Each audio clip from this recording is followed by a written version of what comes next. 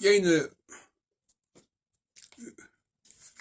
opposition entre la télévision et Internet. Même si sur Internet on peut regarder des films, etc. Malgré tout, la différence, c'est que beaucoup de gens qui vont sur Internet, notamment sur leur téléphone portable, ils ne sont pas dans l'oralité, en fait.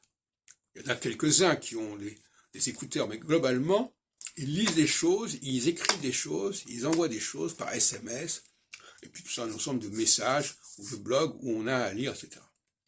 Donc la lecture, l'écriture, est au cœur de ces pratiques qui sont propres au XXIe siècle. On pouvait penser que le XXIe siècle serait le siècle de l'oralité. En réalité, on est rattrapé par l'écrit. Et à telle enseigne que beaucoup de gens ne sont plus capables de comprendre ce qu'on leur dit.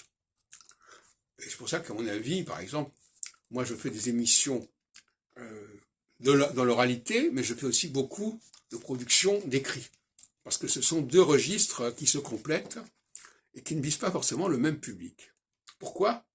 Parce que le registre écrit est beaucoup plus accessible à tout le monde, même à des étrangers ou des immigrés, alors que le registre de l'oralité, c'est quelque chose de beaucoup plus compliqué.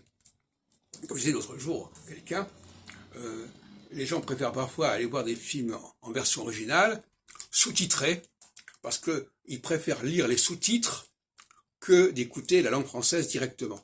On en est là. La langue française devient une langue étrangère pour beaucoup de gens, et ils préfèrent finalement... Alors il faudrait presque dans les films français mettre des sous-titres en français. Je crois qu'on va y arriver d'ailleurs prochainement. C'est d'ailleurs ce qui se passe pour le québécois, on met souvent des sous-titres, mais pour que les films français puissent avoir un plus grand impact, il faut les sous-titrer.